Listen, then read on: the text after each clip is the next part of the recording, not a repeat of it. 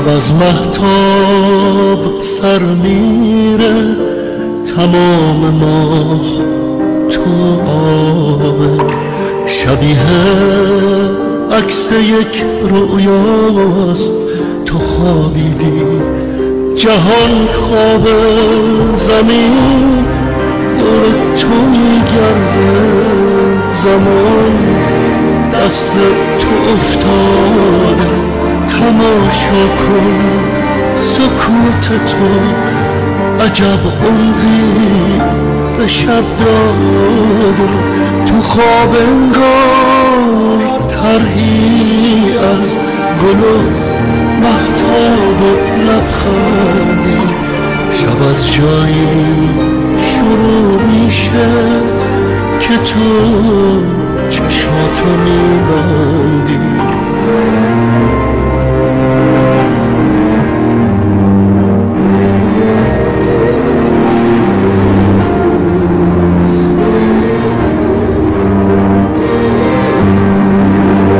تو رو آغوش میگیرم، تنم سرریز رویاشه، جهان قد ایلانایی توی آغوش من جاشه.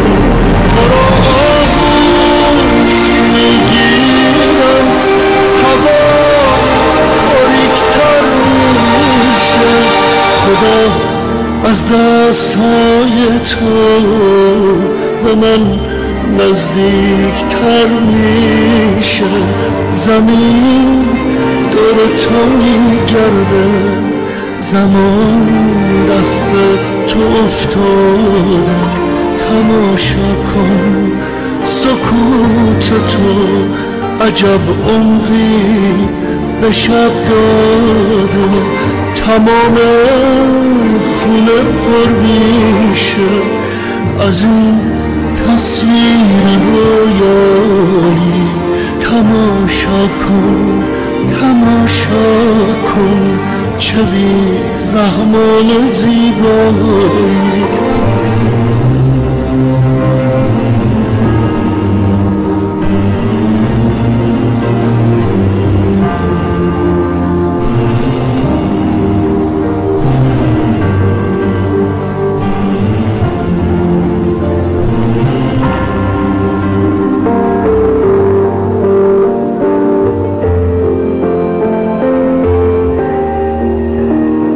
تماشا کن تماشا کن چه بی رحمان زیبایی.